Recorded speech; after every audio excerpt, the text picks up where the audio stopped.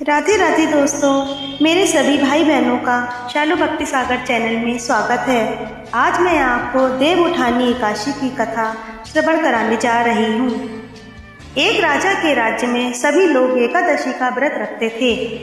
प्रजा तथा नौकर चाकरों से लेकर पशुओं तक को एकादशी के दिन अन्न नहीं दिया जाता था। एक दिन किसी दूसरे राज्य का एक व्यक्ति राजा के पास आकर के बोला, महाराज कृपा करके मुझे नौकरी पे रख लें। तब राजा ने उसके सामने एक शर्त रखी कि ठीक है रख लेते हैं, किंतु रोज तो तुम्हें खाने को सब मिलेगा, पर एकादशी के दिन अन्न नहीं मिलेगा। उस व्यक्ति ने उस समय तो हाँ कर ली, पर एकादशी के दिन जब उसे फलाहार का सामान दिया गया तो वो राजा के सामने जाके गिड़गिड़ाने लगा, महाराज इससे मेरा पेट नहीं भरेगा, मैं भूखा ही मर जाऊंगा, मुझे अन्न दे दो। राजा ने उसे शर्त की बात याद दिलाई, पर अन्न छोड़ने को वह राजी नहीं हुआ। तब राजा ने उसे आटा, दाल, चावल आदि दिए। वह नित्य की तरह नदी पर पहुंचा और स्नान करके भोजन पकाने लगा। जब भोजन बन गया तो वह भगवान को बुलाने लगा, आओ भगवान भोजन तैयार है।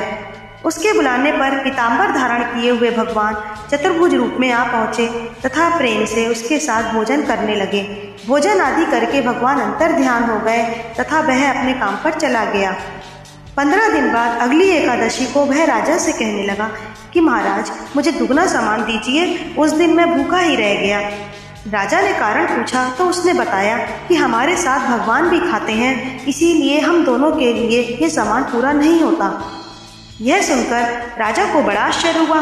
वह बोला, मैं नहीं मान सकता कि भगवान तुम्हारे साथ खाते हैं। मैं तो इतना व्रत रखता हूँ, पूजा करता हूँ, पर भगवान ने मुझे कभी दर्शन नहीं दिए। राजा की बात सुन के वह बोला, महाराज यदि आपको विश्वास ना हो तो आप साथ चल के देख लें। राजा एक पेड़ के पीछे छिपकर बैठ गया। उस व्यक्ति ने भोजन बनाया तथा भगवान को शाम तक पुकारता रहा, परंतु भगवान नहीं आए। अंत में उसने कहा, हे भगवान यदि आप नहीं आएंगे तो मैं नदी में कूदकर प्राण त्याग दूंगा। लेकिन भगवान नहीं आए। तब वह प्राण त्यागने के उद्देश्य से नदी की तरफ बढ़ा।